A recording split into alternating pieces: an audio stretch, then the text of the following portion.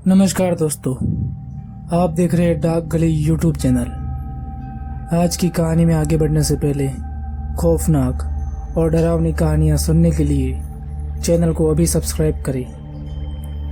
आज की कहानी गुजरात के सूरत में रहने वाले विशाल की है। तो चलिए बढ़ते हैं आज की कहानी की ओर। मुझे बचपन से ही गरबा खेलने का बहुत ही ज़्यादा शौक था। मैं पूरा साल नवरात्रि का इंतज़ार करता था और जैसे ही नवरात्रि आती मैं पूरी रात अपने दोस्तों के साथ गरबा खेलने चला जाता था।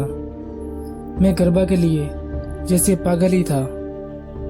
लेकिन एक बार मेरे साथ ऐसा हादसा हुआ कि मैं आज तक कभी रात को गरबा खेलने नहीं गया।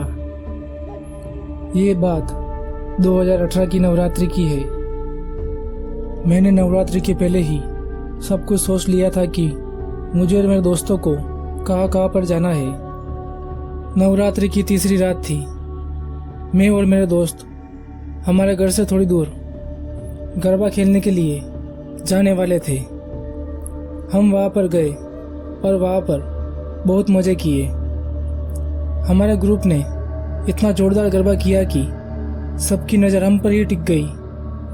हमको वहाँ से निकलते निकलते रात के 1 बज गए थे।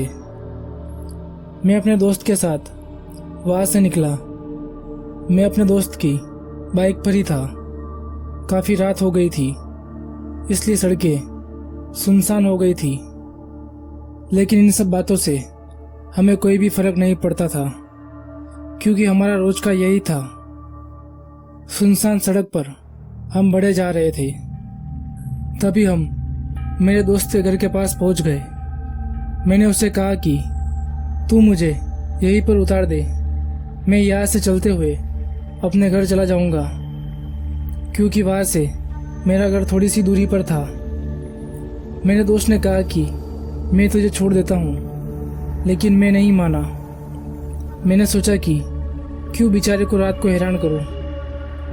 मैंने अपने दोस्त को अलविदा कहा और हाथ हिलाते हुए वहाँ से निकल गया। मैं सुनसान गली से गुजर रहा था। तभी मेरे सामने 5-6 कुत्ते दिखाई दिए। आधी रात को वो मुझे देखकर भौंकने लगे और मैं वहाँ से भागने लगा। मैं इतनी तेजी से भागा कि वो कुत्ते मुझसे काफ़ी पीछे रह गए थे। मैं भागने की वजह से काफ़ी तेजी से हाँफ रहा था। अब कुत्ते भी मेरे पीछे नहीं थे। आज तो मैं बाल ही बच गया। भागते भागते पता ही नहीं चला मैं कब दूसरे रास्ते पर आ गया। वो बहुत ही पतली गली थी। वो रास्ता भी मेरे घर की तरफ जाता था, लेकिन उस गली से कोई भी नहीं गुजरता था। रात को तो दूर, दिन में भी वो गली बेहद सुनसान रहती थी। मैंने सोचा कि इसी गली से गुजरता हूँ ताकि घर जल्दी पहुँच जाऊँ। मैंने जेब में हाथ डाला और चुपचाप उस रास्ते पर जाने लगा। उस रास्ते पर ज़्यादा रोशनी भी नहीं थी। मुझे थोड़ी घबराहट हो रही थी। थोड़ा आगे जाने के बाद मुझे सामने वाले घर के कोने में कुछ हलचल महसूस हुई।